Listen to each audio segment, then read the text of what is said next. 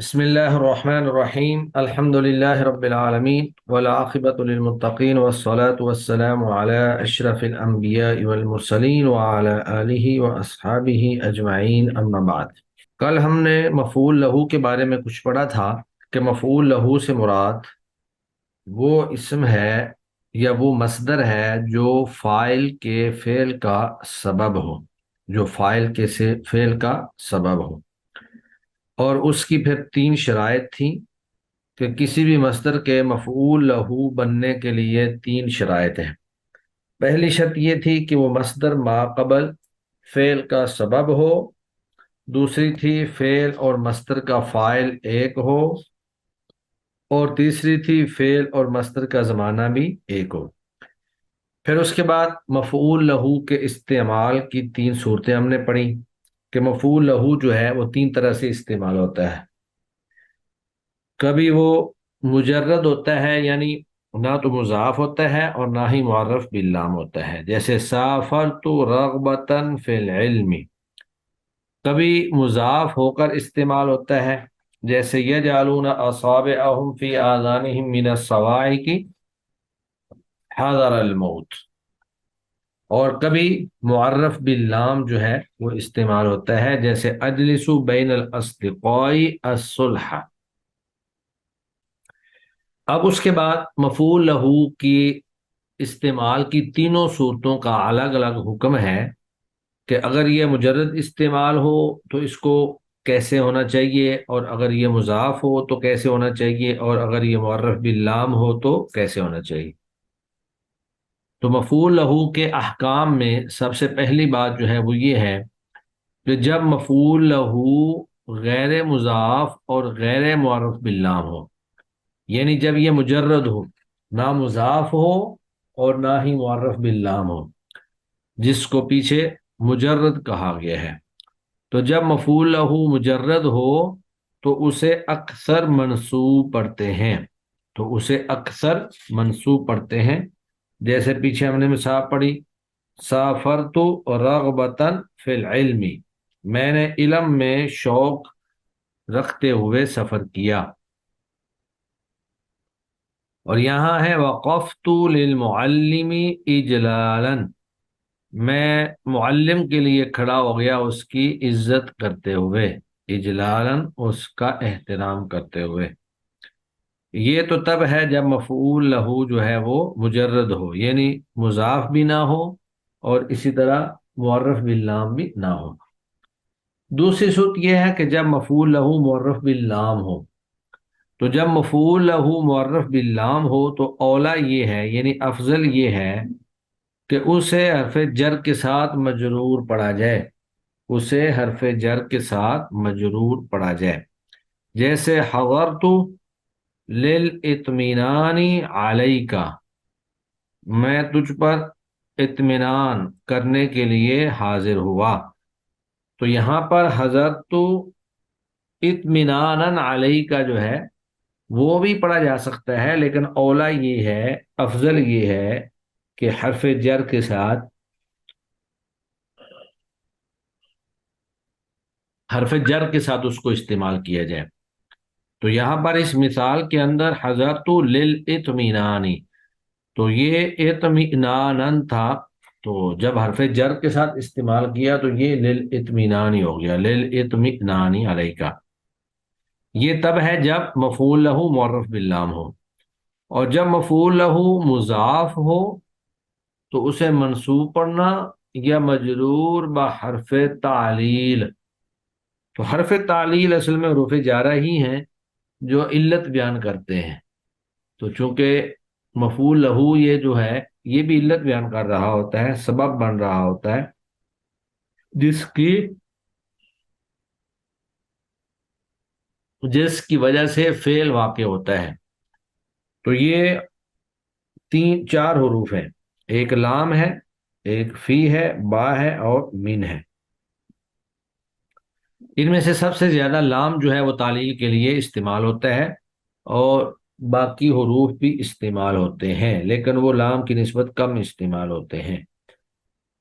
تو جب مفعول لہو مضاف ہو تو پھر اسے براہ راست منصوب پڑھنا یا مجرور بحرف تعلیل پڑھنا دونوں طرح سے جائز ہے۔ پہلی مثال ہمارے پاس ہے منصوب کی۔ اللہ رب العزت فرماتے ہیں وَمَثَلُ الَّذِينَ يُنْفِقُونَ أَمْوَالَهُمْ ابْتِغَاءَ مَرْضَاتِ اللَّهِ، اور مثال ان لوگوں کی جو اپنے مال خرچ کرتے ہیں ابتغاء مرضات اللہ، اللہ کی رضامندی حاصل کرنے کے لیے۔ تو ابتغاء یہاں پر یہ مفعول لہو ہے اور یہ منصوب ہے، حرف علت کے ساتھ نہیں ہے، بغیر حرف علت کے ڈائریکٹ منصوب ہے۔ اور دوسری مثال جو ہے وہ ہے لَرَأَيْتَهُ خَاشِعًا مُتَصَدِّعًا مِنْ خَشْيَةِ اللہ۔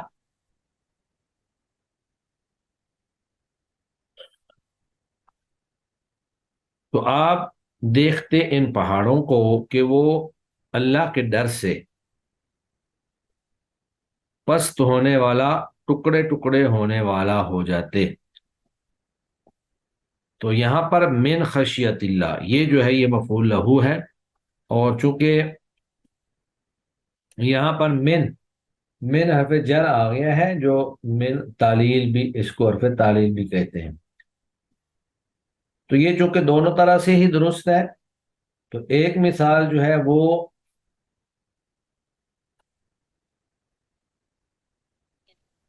ایک مثال جو ہے وہ بغیر حرف جر کے، اور دوسری مثال جو ہے وہ حرف جر کے ساتھ یہاں پر بیان کی گئی ہے، یعنی یہ دونوں طرح ہی ایسا کرنا درست ہے۔ تو چونکہ مفعول لہو کے استعمال کی تین صورتیں تھیں اور ان تینوں صورتوں کے احکام بیان کر دیے گئے ہیں کہ جب مفعول لہو جو ہے وہ نہ تو مضاف ہو اور نہ ہی معرف باللام ہو تو اسے اکثر منصوب پڑھتے ہیں، جیسے وقفت للمعلم اجلالا، اور اگر وہ معرف باللام ہو تو اولا یہ ہے کہ اسے حرف جر کے ساتھ مجرور پڑھا جائے، جیسے حضرت للاطمینان علیک، اور جب وہ مضاف ہو تو اسے منصوب پڑھنا اور مجرور بحرف تعلیل پڑھنا دونوں طرح سے درست ہے، جیسے وَمَثَلُ الَّذِينَ يُنْفِقُونَ أَمْوَالَهُمْ فِي سَبِيلِ اللَّهِ يُنْفِقُونَ أَمْوَالَهُمْ ابْتِغَاءَ مَرْضَاتِ اللَّهِ، تو یہاں ابتغاء جو ہے یہ منصوب ہے۔ دوسرا ہے لَرَأَيْتَهُ خَاشِعًا مُتَصَدِّعًا مِنْ خَشْيَةِ اللَّهِ، خَاشِعًا مُتَصَدِّعًا مِنْ خَشْيَةِ اللَّهِ، تو یہاں پہ حرف جر کے ساتھ استعمال ہوا ہے۔ اب آگے اس کی تحلیل ہے وَلَا تَقْتُلُوا أَوْلَادَكُمْ خَشْيَةَ إِمْلَاقٍ، قرآن مجید کا ایک ٹکڑا ہے، اس کی ترکیب اور تحلیل، پہلے تحلیل ہر چیز کی وضاحت اور اس کے بعد اس کی ترکیب۔ تو واو جو ہے یہ حرف عطف ہے، حروف عطفہ جو ہے وہ 10 ہے، واو فا ثم حتی اما او ام لا بل لیکن۔ حروف عطفہ کا کام یہ ہوتا ہے کہ اپنے ما قبل کا اعراب ما بعد کو دے دینا، جیسے جاء زید و خالد، تو اب یہاں پہ واو حرف عطف ہے اور ما قبل جو ہوتا ہے اس کو معطوف علیہ کہتے ہیں اور ما بعد کو معطوف کہتے ہیں۔ تو جو اعراب زیدن کا تھا واو حرف عطفہ نے اس کو آگے منتقل کر دیا، خالدن کو دے دیا، عامر بقر جو بھی آپ کہیں ساتھ کہہ سکتے ہیں، تو واو حرف عطف ہے۔ اور اس کے بعد ہے لا، لا حرف نہیں ہے، یعنی کسی کام سے منع کرنے کے لیے لا آتا ہے، یہاں پہ فعل مضارع پہ داخل ہوا ہے۔ پھر تقتلو یہ فعل مضارع مجزوم ہے، فعل مضارع مجزوم، مجزوم کا مطلب یہ ہے اس پہ جزم ہے، کیونکہ لا جو ہے ان لما لام امر اور لائے نہیں، یہ لائے نہیں ہے اور یہ فعل مضارع کو جزم دیتا ہے، یہ حروف جازمہ میں سے ہے، لائے نہیں حروف جازمہ میں سے ہے۔ اور جزم کی علامت یہاں پہ کیا ہے؟ حذف نون اعرابی، تو جو جمع کا صیغہ ہوتا ہے فعل مضارع میں یا تثنیہ کا ہوتا ہے، اس پر جب حرف جازم آ جائے تو تثنیہ اور جمع کا نون گرا دیا جاتا ہے، تثنیہ اور جمع کا نون جو ہے وہ گرا دیا جاتا ہے۔ تو یہاں بھی اصل میں تقتلون تھا، تو جب حرف نہیں لا اس پہ آیا تو یہ لا تقتلو ہو گیا۔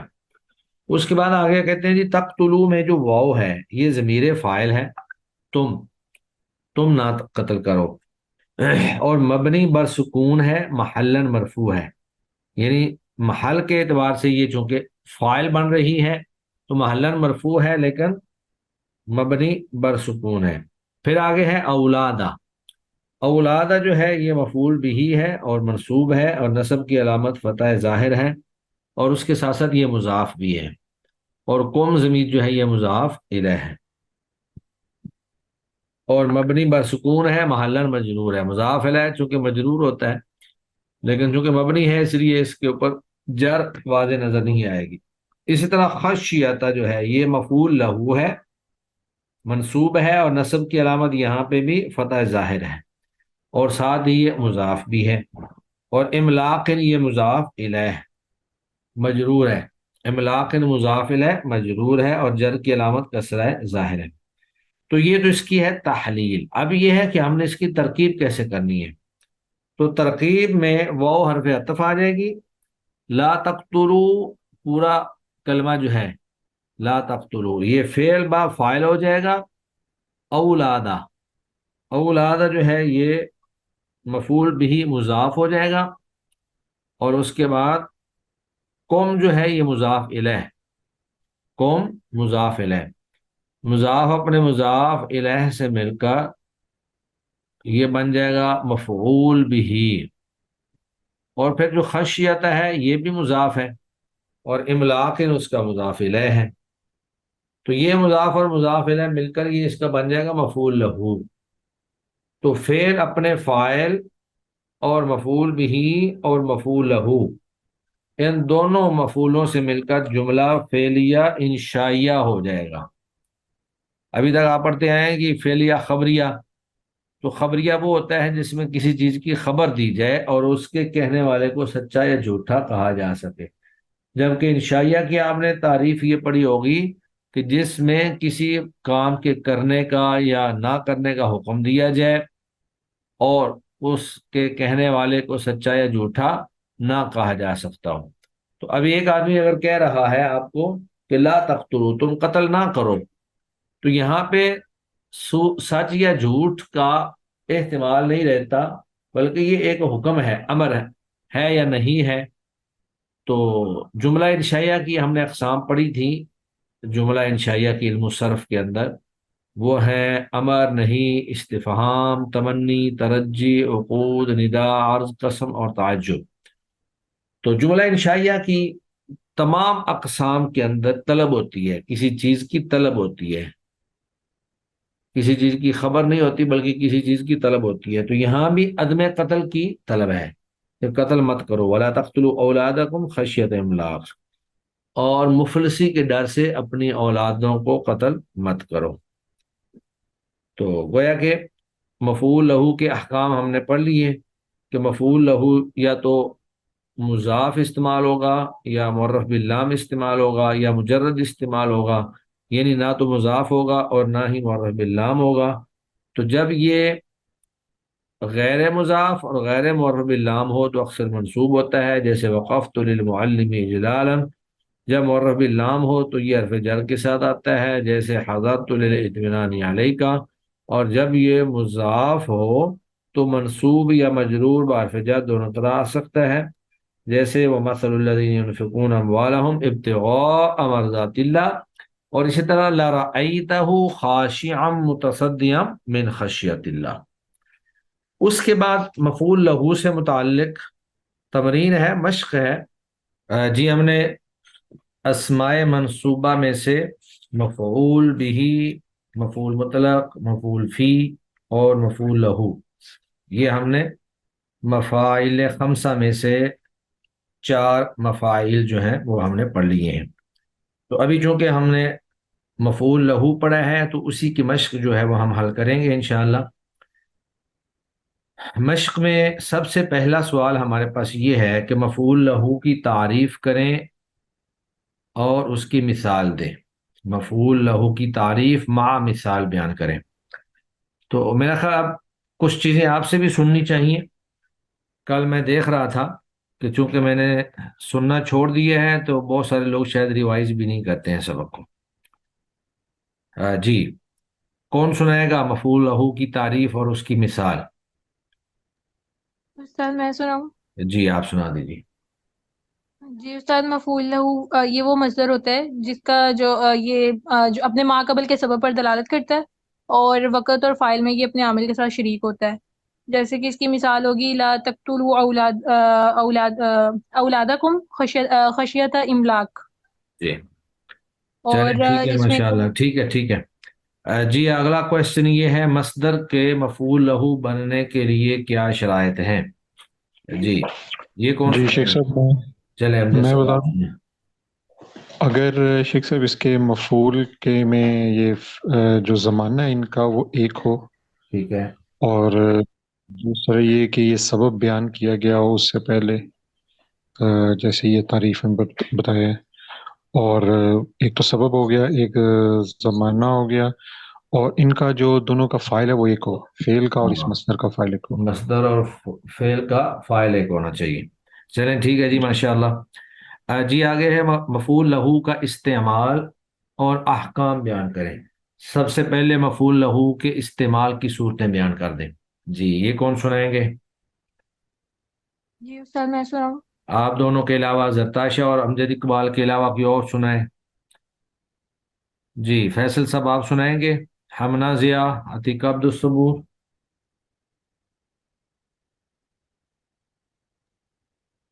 नहीं, सफल जी सफल। वालेकुम सलाम वरहमतुल्लाह। हाँ जी फैसल साहब आप सुनाइए। सर नहीं सुना पाऊंगा सर, नहीं भाई। नहीं सुना पाएंगे, वही बात होगी ना। मैं रोजाना सुनता था तो सब रिवाइज करके लाते थे। अब मैंने छोड़ दिया है तो आप लोगों ने रिवीजन भी छोड़ दी है। जी हमना जिया। जी अस्सलाम वालेकुम सर। वालेकुम अस्सलाम वरहमतुल्लाह। जी सर। सर आप सुनाए? ये मुजर्रद, जी जी सर जी। ये मुजर्रद हो और मुजाफ हो और मोरफ बिल नाम हो। हाँ, मफूल लहू के इस्तेमाल की तीन सूरतें हैं, या तो ये मुजर्रद इस्तेमाल होता है यानी गैर मुजाफ और गैर मुअर्रफ बिल्लाम, या फिर ये मुजाफ इस्तेमाल होता है, या फिर ये मुअर्रफ बिल्लाम इस्तेमाल होता है। चलें ठीक है, और उसके अहकाम।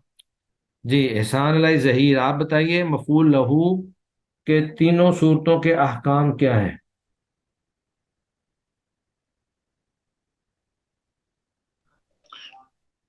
हाँ जी सुना पाएंगे आप? एहसान नहीं सर, अलाई। नहीं पता। हाँ, आप वैसे कल क्लास में थे? जी सर, कुछ टाइम था मैं हाँ। था। चलें बहरहाल, कोशिश किया बल्कि करें सबक जो है ना जैसे डेली कल बेस पे रिवाइज करके लाया करें, जैसे क्योंकि ये कल सब क्लास में रूल्स भेजा था हैं। सर। अगर आप इसमें थोड़ी सी भी कोताही करेंगे तो ये फिर अगले दिन आपको कुछ भी याद नहीं होगा, सब भूल जाएगा। चलें जी मैं आपको बयान कर देता हूँ। मफूल लहू के इस्तेमाल की तीन सूरतें थी कि ये या तो मुजर्रद इस्तेमाल होता है, या फिर ये मुजाफ इस्तेमाल होता है, या मुअर्रफ बिल्लाम इस्तेमाल होता है। जब ये मुजर्रद इस्तेमाल हो यानी गैर मुजाफ और गैर मुअर्रफ बिल्लाम हो तो उसे अक्सर मंसूब पढ़ते हैं, जैसे वक़फ़्तु लिल मुअल्लिमी इजलालन। और दूसरी सूरत ये थी जब मफूल लहू मुअर्रफ बिल्लाम हो तो औला ये है कि उसे हरफ जर के साथ मजरूर पढ़ा जाए, जैसे हज़रतु लिल इत्मिनानी अलैका।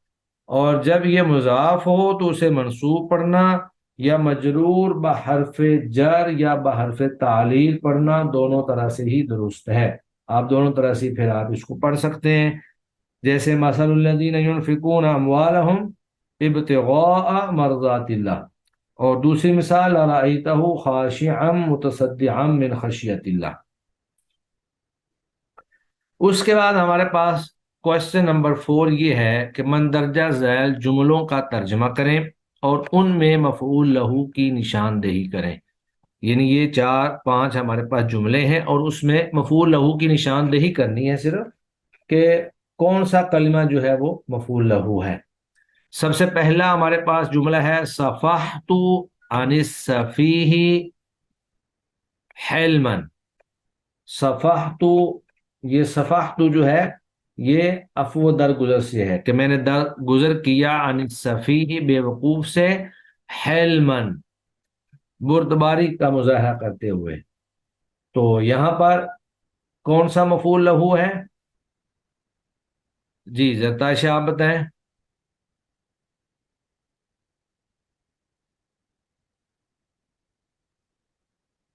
جی اس جملے کے اندر حلمن یہ جو ہے مفعول لہو ہے، یعنی بردباری کی وجہ سے، بردباری کی وجہ سے معاف کیا۔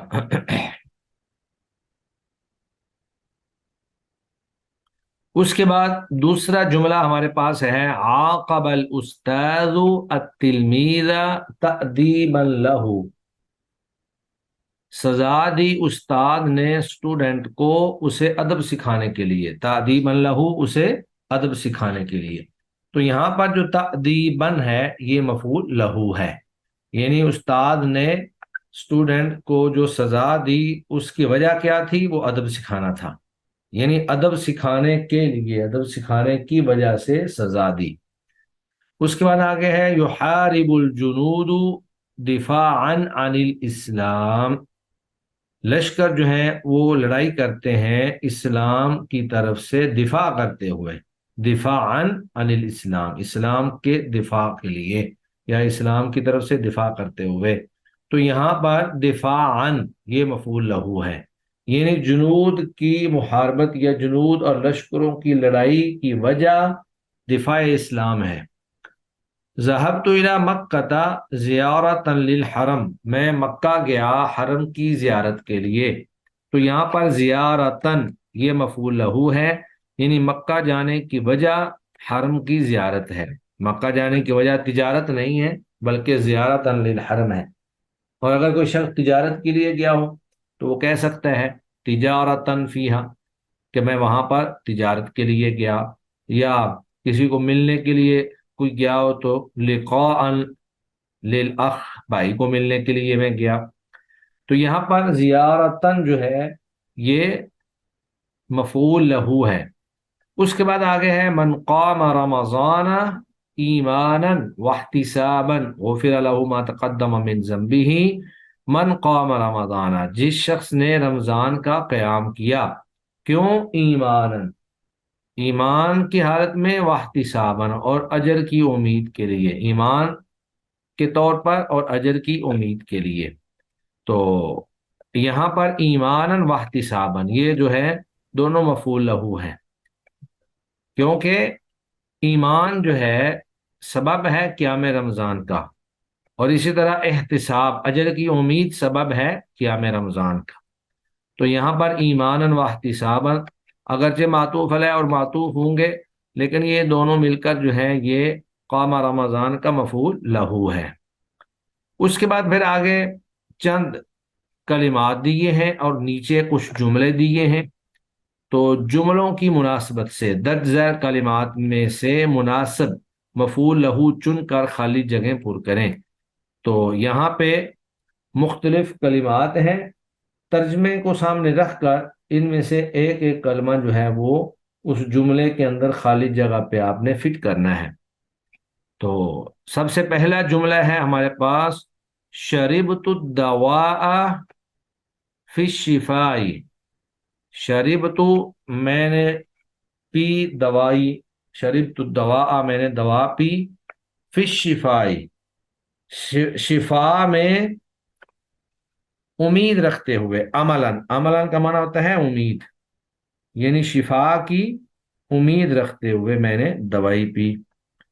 پھر آگے دوسرا جملہ ہے عوقب المذنب، سزا دی گئی گناہ گار کو، لہو اس کے لیے، تأدیباً لہو گناہ گار کو سزا دی گئی اسے ادب سکھانے کے لیے، تأدیباً لہو یہ یہاں پہ جملہ بن جائے گا، تأدیباً لہو۔ آگے تیسرا جملہ ہے اعملوا الخیر، اعملوا الخیر فی الخیر، اعملوا الخیر نیک عمل کرو، حبا للخیر، حبا فی الخیر خیر میں محبت کے لیے۔ تو یہاں پر حبا جو ہے یہ مفعول لہو بن جائے گا، حبا۔ اگلا جملہ ہے ہمارے پاس لا تبخلوا، نہ تم کنجوسی کرو، خشیت الفقر، خشیت الفقر فقر سے ڈرتے ہوئے۔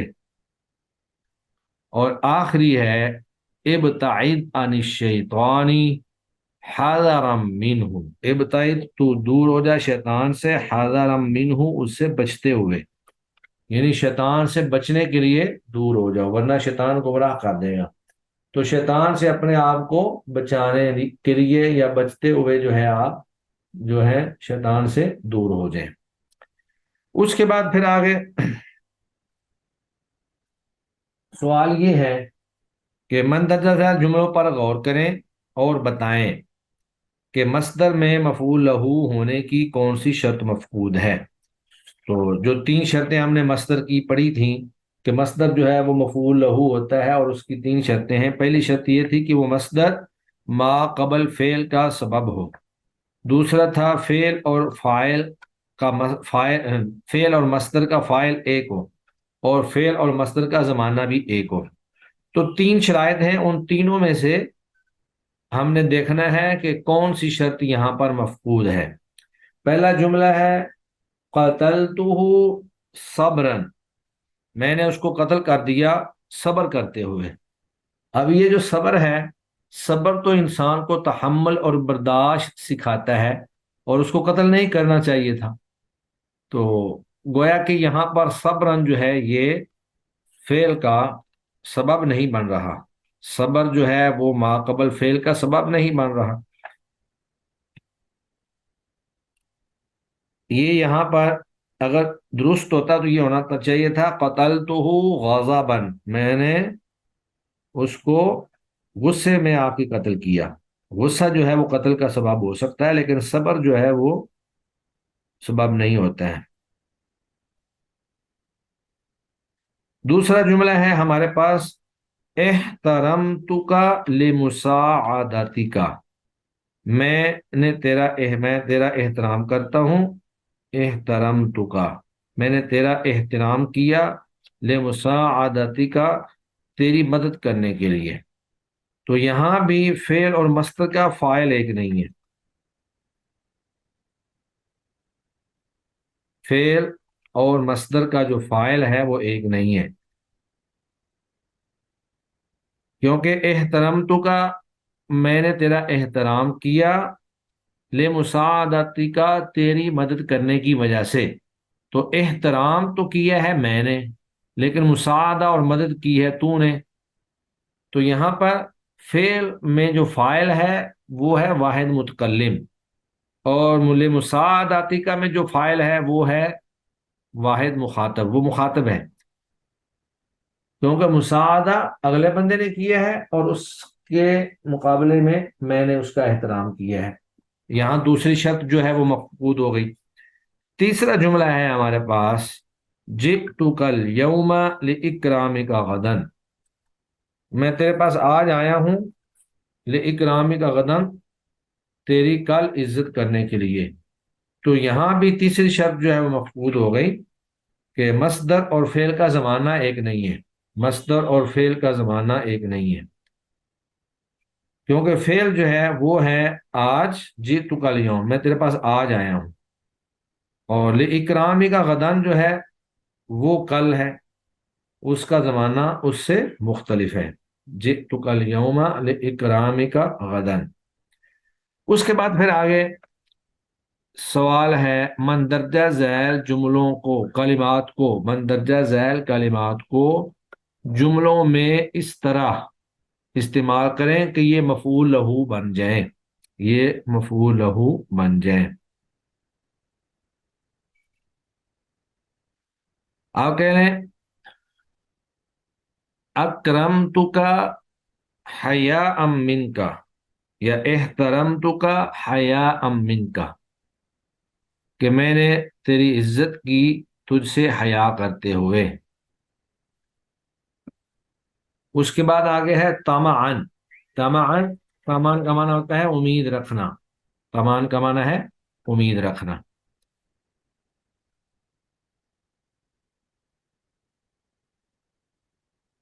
آپ کہہ دیں کہ میں نے اس کو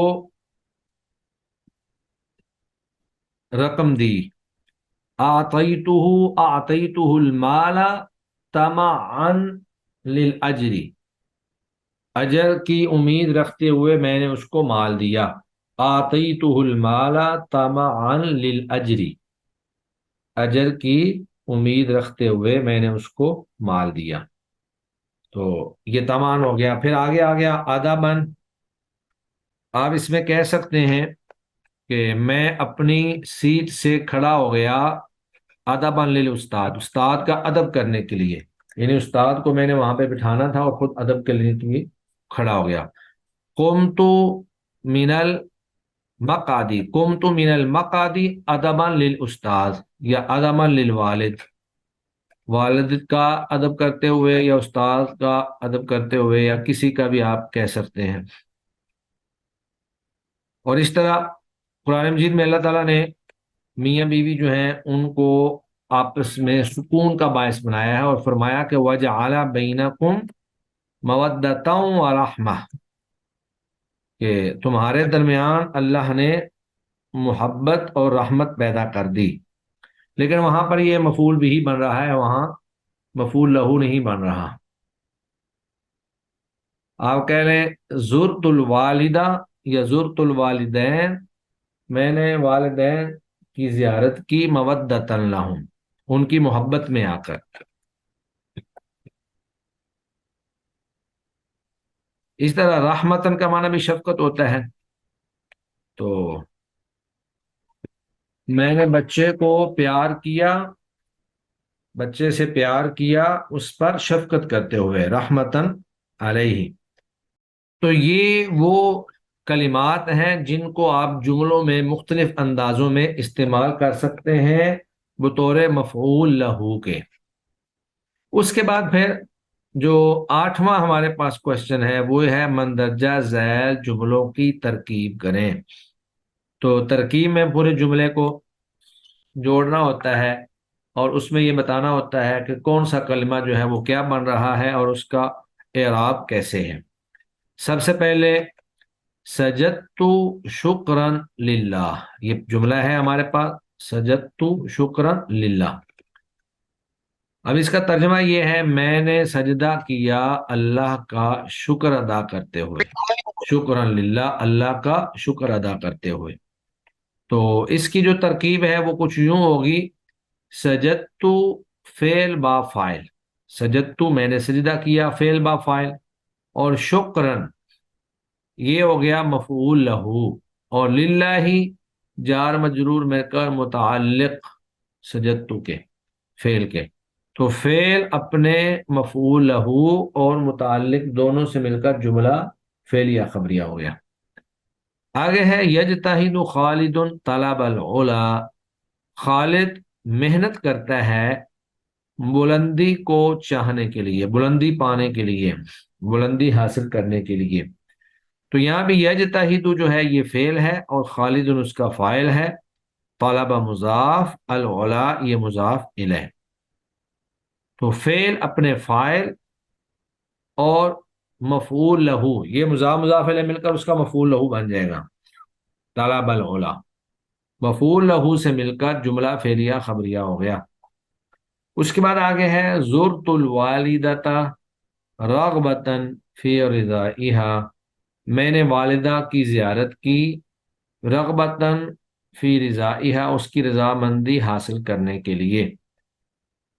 जुरतु फेल बा फाइल होगा, अलवालिदता ये उसका मफूल भी होगा, और रगबतन ये बनेगा मफूल लहू, और फी रिज़ाइहा फी हर्फ जर, रिज़ा मुजाफ और हा मुजाफ इलैह, मुजाफ इलैह मिलकर ये मजरूर, हर्फ जार अपने मजरूर से मिलकर जुरतु का मुताल्लिक बन गया। तो जुरतु फेल अपने फाइल, अपने मफूल बिही, अपने मफूल लहू और मुताल्लिक से मिलकर जुमला फेलिया खबरिया हो गया। तो ये वो मश्क थी जो मफूल लहू से मुताल्लिक थी। तो इस वक्त हमारे 4 मफूल हो चुके हैं अस्माए मंसूबा में से। तो अस्माए मंसूबा जो हैं ये टोटल 12 हैं, जिनमें से 5 मफूल ही हैं। तो 4 मफूल हो गए हैं। उसके बाद एक मफूल जो है वो बाकी है जिसको मफूल माहू कहा जाता है। तो मफूल माहू इंशाल्लाह हम बाद में पढ़ेंगे। तो 5वें नंबर पर मफूल माऊ हुआ है। अगर तदरीस नहीं है तो हम थोड़ा सा आगे मजीद देख लेते हैं। تو مفاعل خمسہ میں سے پانچواں مفعول جو ہے وہ مفعول معہو ہے۔ مفعول کا معنی تو مفعول ہی ہوتا ہے، یعنی جس پر فاعل کا فعل واقع ہو، اور معہو، یہ معہو ہے اس کے ساتھ، مع کے معنی میں ہے، ساتھ کے معنی میں ہے۔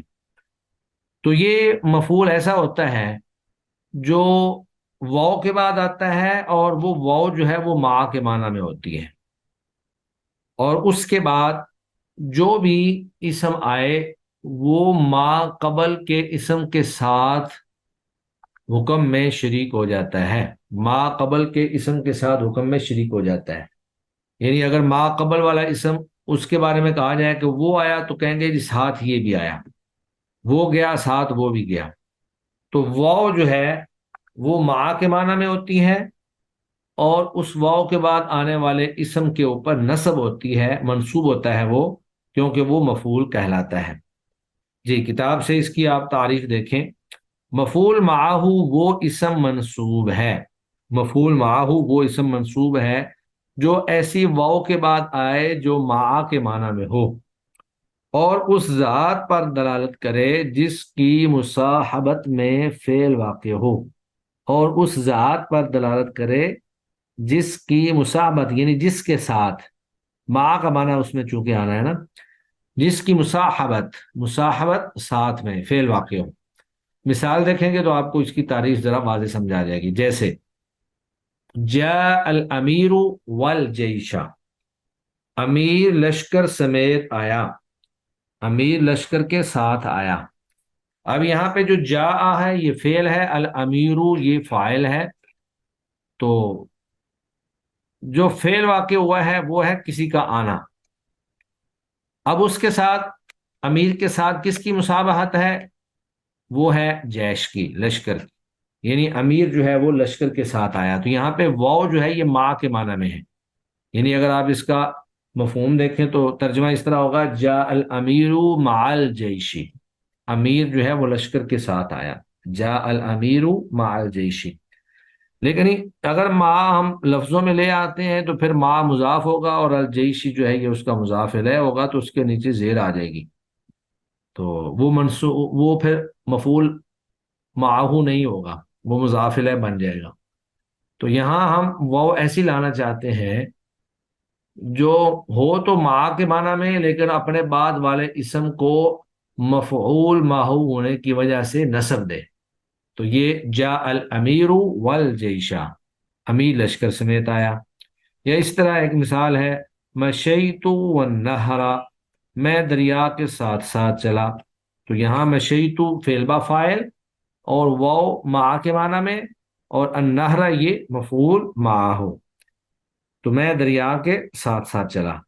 ان مثالوں میں الجیشہ اور النہر یہ مفعول معہ ہیں، ان دونوں مثالوں میں، پہلی مثال کے اندر الجیشہ اور دوسری مثال کے اندر النہر، یہ مفعول معہ ہیں۔ پھر آگے مفعول معہ کے کچھ احکام ہیں۔ سب سے پہلا حکم یہ ہے کہ اگر واو کا ما بعد، ما قبل کے حکم میں شریک نہ ہو سکتا ہو تو اس پر نصب پڑھنا واجب ہے، یعنی واو کا ما بعد جو ہے ما قبل کے حکم میں شریک نہ ہو سکتا ہو تو بھی اس پر نصب پڑھنا واجب ہے، جیسے استيقظت وطلوع الفجر، میں بیدار ہوا اور طلوع فجر جو ہے وہ بھی بیدار ہوئی، حالانکہ وہ بیدار نہیں ہوئی ہے، بلکہ میں طلوع فجر کے ساتھ ہی بیدار ہوا، میں طلوع فجر کے ساتھ ہی بیدار ہوا۔ طلوع فجر بیداری میں متکلم کے ساتھ شریک نہیں ہو سکتا، اس لیے نصب پڑھنا واجب ہے۔ دوسری شکل یہ ہے کہ اگر واو کا ما بعد ما قبل کے حکم میں شریک ہو سکتا ہو تو مفعول معہ ہونے کی وجہ سے نصب پڑھنا اور معطوف ہونے کی وجہ سے ما قبل کا اعراب دینا دونوں جائز ہیں۔ تو یہ ایک خاص فرق ہے کہ جب آپ ساتھ ملانا ہی چاہتے ہیں تو حرف عطف لا کر اس کو ساتھ ملا دیں، یعنی دونوں ہی جائز ہو جائیں گے، جیسے جاء حامد وزید اور جاء حامد وزید، ترجمے میں کوئی فرق نہیں ہے، کیونکہ یہاں پہ حامد اور زید آیا۔ آپ کہہ لیں کہ حامد زید کے ساتھ آیا، اگر ہم کہیں گے نا جاء حامد وزید تو یہ مفعول معہ بن کر ساتھ کے معنی میں ہوگا کہ حامد زید کے ساتھ آیا۔ اور اگر آپ اس کو عطف میں لے جائیں تو پھر اس کا اعراب ما قبل کے مطابق ہی ہوگا، جو اعراب معطوف علیہ کا ہوگا وہی اعراب معطوف کا ہوگا، جا حامد و زید، حامد اور زید دونوں آئے۔ تو اس کا مطلب یہ ہوا کہ اگر واو کا ما بعد ما قبل کے حکم میں شریک نہ ہو سکتا ہو تو پھر تو نصب پڑھنا واجب ہے، یعنی مفعول معہو ہی بنے گا، اور اگر وہ شریک ہو سکتا ہے تو پھر اس کو مفعول معہو بنانا یا معطوف بنانا دونوں طرح جائز ہے۔ تیسری صورت یہ ہے کہ جب واو صرف عطف کے لیے ہو تو ما بعد پر نصب پڑھنا جائز نہیں، ایسا تب ہوتا ہے جب عطف کے لیے خاص ہونے کا کوئی قرینہ پایا جائے، یعنی جب کوئی قرینہ ایسا پایا جائے جس سے یہ بات ثابت ہو جائے کہ یہ واو جو ہے یہ صرف عطف کے ساتھ خاص ہے، تو پھر اس کے اوپر نصب پڑھنا جائز نہیں ہے، کیونکہ وہ واو ما کے معنی والی نہیں بلکہ عاطفہ کی خاص ہے۔ اور اگر کوئی قرینہ نہیں پایا جا رہا تو پھر تو شک ہے نا، جس طرح ہم نے دوسری صورت میں پڑھا کہ ہو سکتا ہے وہ واو عاطفہ ہو اور ہو سکتا ہے وہ واو معاہو والی ہو، جیسے حضر محمد وعلی قبلہ، اب یہاں پہ آئے محمد صلی اللہ علیہ وسلم اور علی ان سے پہلے، تو یہاں پہ قبلہ قرینہ ہے، قبلہ جو ہے قرینہ ہے کہ واو عطف کے لیے ہے۔ قرینہ کیا ہے؟ اس میں ہو ضمیر جو ہے یہ پیچھے محمد کی طرف لوٹ رہی ہے کہ اکٹھے نہیں آئے بلکہ علی ان سے پہلے آئے محمد اور علی ان سے پہلے۔ پھر آگے ہے تبارز محمد و علی، یہ ایک مثال ہے کہ مقابلہ کیا محمد اور علی نے، تو یہاں پر فعل کا ایک سے زائد فاعل کا تقاضا کرنا قرینہ ہے کہ وہ عطف کے لیے خاص ہے۔ تو یہاں پہ جو تبارز ہے اصل میں یہ ہے باب تزاربہ، تو باب تزاربہ یعنی باب تفاعل یا اسی طرح باب مفالہ زاربہ یزاربو، اس میں باہمی طور پر فعل کے وقوع کا معنی پایا جاتا ہے کہ دونوں نے مل کر یہ فعل سر انجام دیا، تو یہاں بھی تبارز محمد و علی، یہاں قرینے ہیں لہذا ما بعد نصب پڑھنا جائز نہیں، یہاں پر قرینے اس بات پر دلالت کرتے ہیں کہ یہ واو عاطفہ ہے، یہ واو معا کے معنی میں نہیں ہے۔